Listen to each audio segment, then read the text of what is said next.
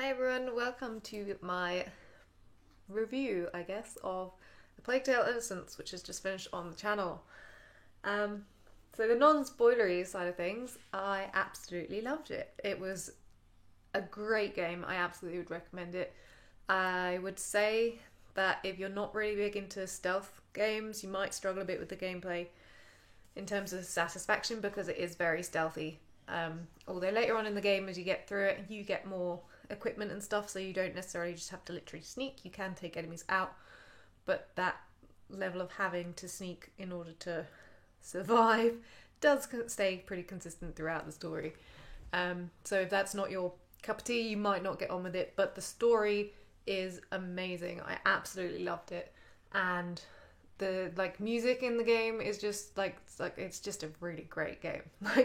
I really loved it.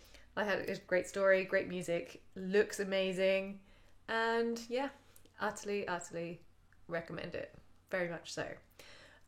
So going into kind of a bit more spoilers, if you haven't played the game and you don't want to know any spoilers, please don't watch beyond this point.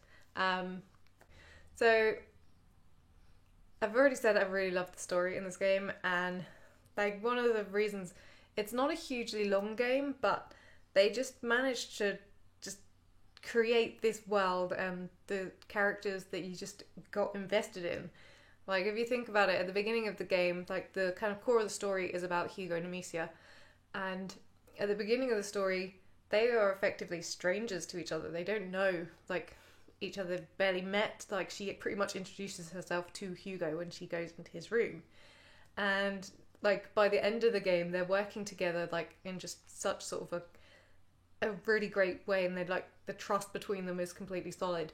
And there was all these tensions at the earlier points in the game, in up to sort of chapter 4 or 5, when you go to Laurentius's farm and stuff. There's still issues keep flaring up between them because obviously they're scared and frustrated, and Hugo doesn't really understand what's going on, and Amicia doesn't really understand what's going on. So there was just this still sort of ongoing tensions with them, and then just by the end of it, that's kind of gone, and they just have just this great relationship, and it's just really heartwarming.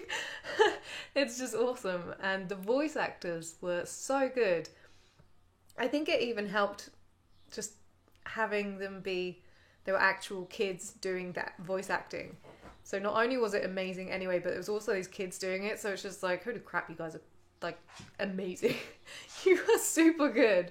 It was just the penance scene where chapter where Amicia is having all these hallucinations because Hugo's vanished and she fell and hit her head, and the raw emotion that Amicia's voice actor put into that character was just proper pull the heartstrings. So it was just really, really good.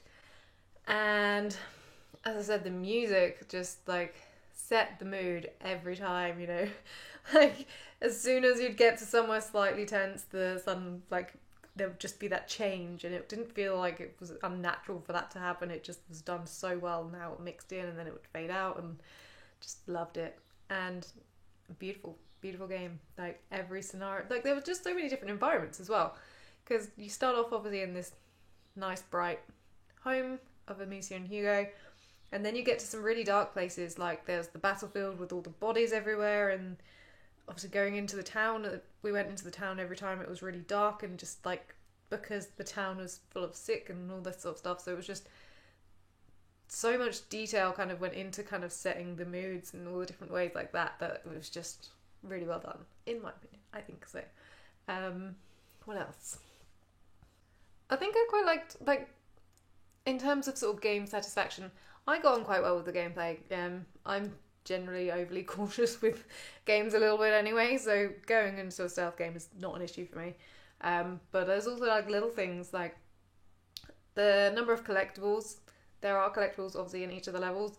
I think there was 4 is the maximum it went up to in any one level. So it wasn't a huge amount you had to collect. I mean, some of the chapters you could easily get an hour in if you were kind of having a proper look around. So the level of collectibles in it was a goodly amount for me. I also really liked, as a little detail of that, that every time you found a collectible, there was some sort of dialogue around it, like they would make a comment on it. And so they kind of just gave you a little bit more of a, oh, I like finding these because I get something back for doing it. It's not just you have to go into your menu and see what it was kind of thing, which some games do. So I found that more satisfying, that it gave these little prompts to kind of broaden the story and what they were doing. And the enemies were quite interesting. So they had, obviously there's two main types of enemy or bad guys in it. So we had the people and the rats. The rats were just kind of not mindless, but they were like a hive mind, I guess, weren't they? So there was no kind of intelligence behind that. There was just, we're going to kill you. Which they did a few times with me when I accidentally misstepped and went into the rats. But never mind. But it was quite interesting that you'd have to then use different techniques to get through those two different enemy types. So with the rats, you didn't have to sneak as much. You were just kind of needing fire everywhere. And then with the people, you were having to sneak until you got the gear that you could overcome them. But even with that, even when you upgraded your equipment, you were still had that kind of air of vulnerability because you had a one-hit kill as from the anybody. So it kind of just set the tone for me and just made it feel, I don't know, just I really liked that because I do enjoy the games where you are pretty like nails and you can just run in guns blazing, but that's not what this game is meant to be. You know, we're playing as these kids and they are going to be in a dangerous situations the whole way through the game. So to have that kind of that sense of, no, we have to stay hidden because if they get us, that's it. Like you don't get a second chance kind of thing. You have to be really careful. And I think that the way that they did the enemies was quite cool as well. So the AI isn't as thick as some games where you accidentally alert them and then they're just like, oh no, it must just been the wind, there's nothing, you know, like they immediately forget about you. These ones don't. So you only had 2 times like you could sort of try to distract them, because if you did it on a third one, they were like, no, something's got, and they were immediately alerted to like you being around. And I only got caught out with that once, which was the first time when I figured out that that's what they did, because they make a comment of, oh, that's the second time, and then you throw it again and they're just like, no, something's up. So that happened to me one time and I was like, okay, careful. So you kind of had to just plan what you were doing a bit more. But even though they had that kind of level of you having to be careful and think about it so you don't trigger that, they also did kind of lose sight of you in a more realistic way, I think. So if you went out of their line of sight, they didn't immediately like just know exactly where you were still and like follow you forever like they do in some games. They would kind of then be like, huh, and start looking for you. So you did have a little bit of slack on that, which was quite handy for me a couple of times. Although that was maybe a little bit too unsensitive, because, you know, if somebody goes around a corner, the logical thing would be to go around that corner and not just go, oh, well, where'd they go? Which they happened a few times with me.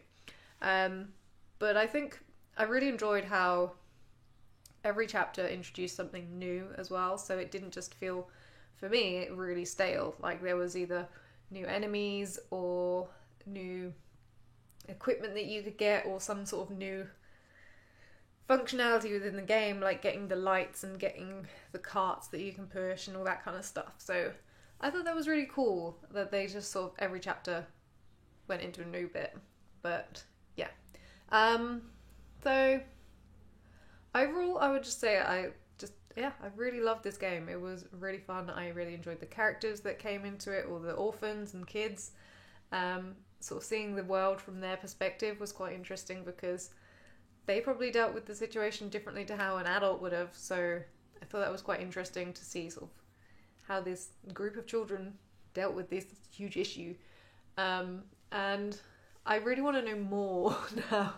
Like, it wasn't a really long game, but it was enough that it made me really want to see more from this world as well.